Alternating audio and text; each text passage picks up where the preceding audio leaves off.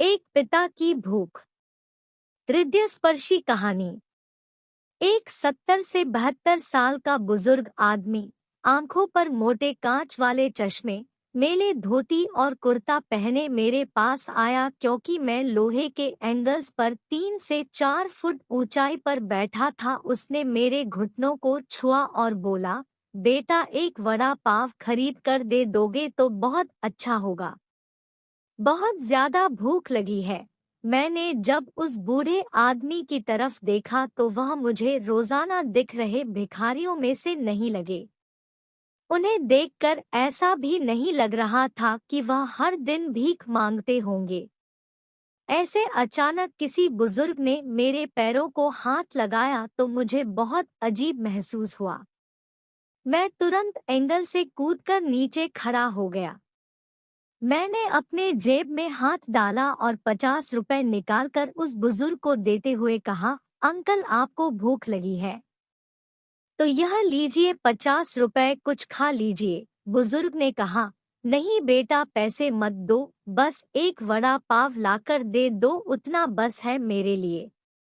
ठीक है, मैं ला कर देता हूँ, आप यहीं बैठिए कहकर मैं राजा रानी वड़ा पाव की दुकान में गया और एक वड़ा पाव खरीद कर लाया और बुजुर्ग को खाने के लिए दिया।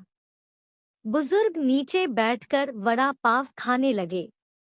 मेरी तरफ देखकर वह बोले, ऊपर मत बैठो, गिर जाओगे।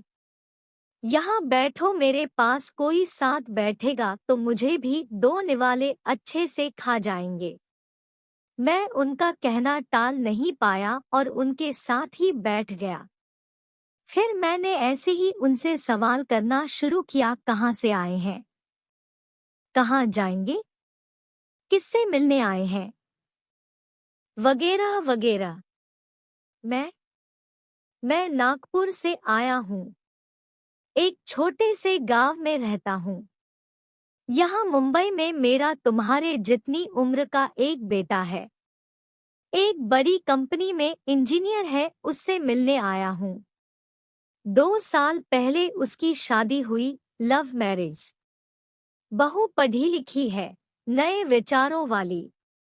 उसे सास ससुर यानी कि हम पति पत्नी गंवार लगते हैं, इसलिए हमारे साथ रहना उसे अच्छा नहीं लगता। इसलिए बेटा अब अलग रहता है, यही मुंबई में 2 सालों से। परसों मेरे इस मोबाइल पर उसका फोन आया था। कह रहा था अमेरिका में नौकरी मिली है उसे। बीवी को लेकर जा रहा है अमेरिका 10 साल के लिए। यहाँ मुंबई में था तो 6 महीने में एक बार आता था, हम बूढ़े बूढ़ी को मिलने के लिए। अब इतने दूर परदेश जा रहा है, एक बार मिलने के लिए आओ बोला तो अब समय नहीं बचा है, परसों फ्लाइट में बैठकर जाना है कहता है। अब 10 साल के लिए जा रहा है, पता नहीं तब तक हम जिएंगे या मरेंगे, इसलिए सोचा खुद ही जाकर उसे मिल लेता हूँ। कल शाम से एयरपोर्ट को ढूंढ रहा हूँ, लेकिन यहाँ के लोग कहते हैं कि इस एरिया में एयरपोर्ट है ही नहीं। बुजुर्ग ने एड्रेस वाली चिट्ठी मेरे हाथ में देते हुए कहा। उनकी बात सुनकर मैंने कहा, लोग सच कह रहे हैं, एयरपोर्ट यहाँ नहीं है, सांता क्रूज में है। बुजुर्ग ने मेरी तरफ देखकर कहा, लेकिन परसों जब बेटे का फोन आया था तो उसने यही पता लिखवाया था मुझे। लगता है यह फोन भी खराब हो गया है, फोन ही नहीं आ रहा है बेटे का। मैंने बताया था उसको कि मैं उससे मिलने आ रहा हूँ मुंबई, कहते हुए बुजुर्ग ने मोबाइल मुझे देखने के लिए दिया।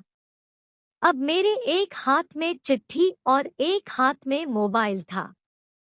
मैंने मोबाइल का बटन दबाकर देखे, मोबाइल अच्छे से चल रहा था और मोबाइल में नेटवर्क भी पूरी तरह से आ रहा था।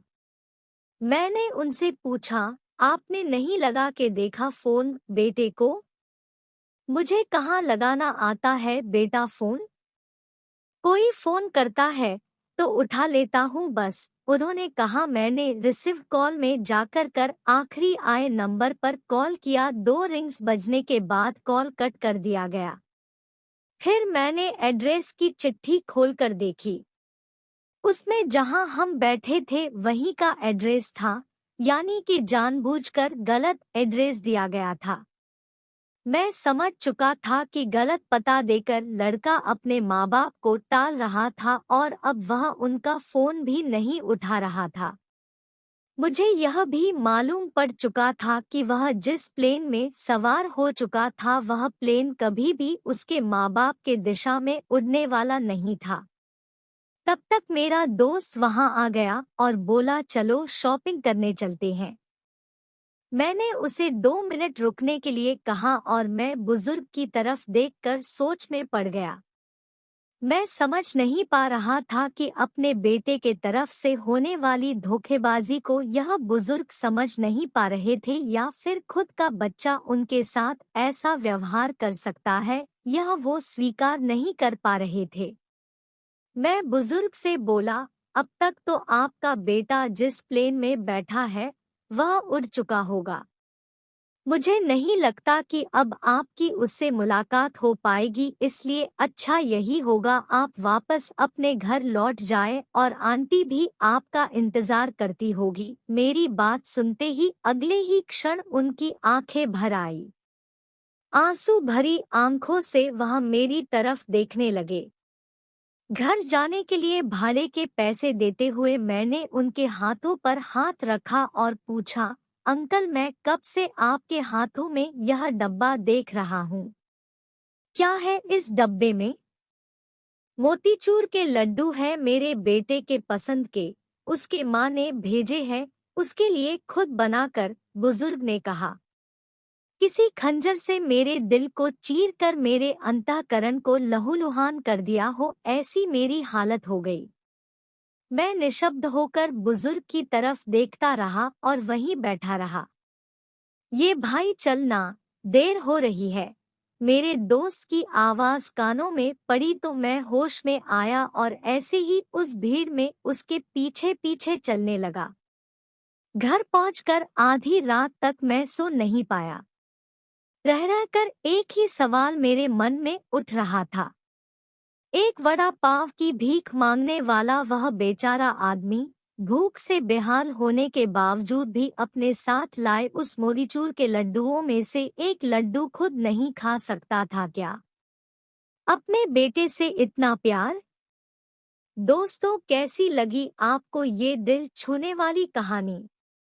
आप अपनी राय कमेंट में जरूर बताएं।